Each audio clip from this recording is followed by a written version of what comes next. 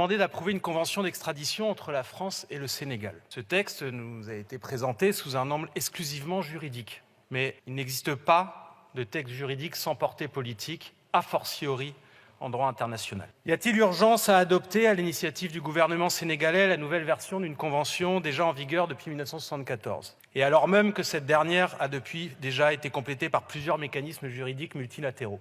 Non. Non, car on ne peut ignorer le contexte politique sénégalais marqué par la dérive d'un président qui réprime et criminalise son opposition. Cette même opposition sénégalaise nous parle. Sachons l'entendre. En l'état, nous dit-elle, cette convention pourrait être détournée au service des objectifs politiques du président Macky Sall. Ce dernier utilise la tactique de lawfare, qui donne les apparences de la justice à la répression politique. En témoignent les arrestations et détentions d'opposants, l'interdiction des rassemblements organisés par l'opposition, les 18 morts causés par les répressions des manifestations depuis juin 2021. Ces pratiques vont de pair avec la mise au pas croissante des pouvoirs législatifs et judiciaires par le pouvoir exécutif, notamment par la réforme du Code pénal de 2021, qui étend la qualification de terrorisme à des infractions relevant d'abord de la lutte politique et sociale interne au Sénégal. C'est pourquoi, nous dit encore l'opposition sénégalaise, il aurait entre autres fallu que cette convention précise, je cite, que pour toute demande d'extradition liée à des faits présumés de terrorisme, les parties s'engagent à se conformer aux standards internationaux et classiques en matière de définition du terrorisme. Avons-nous ces garanties concernant le Sénégal ?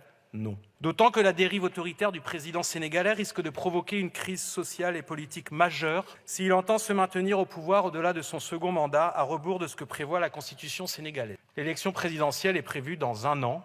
Le moment est donc mal choisi pour donner au président sénégalais, via la ratification de cette convention, une forme de brevet en état de droit. La France insoumise soutient évidemment le principe de coopération en matière judiciaire.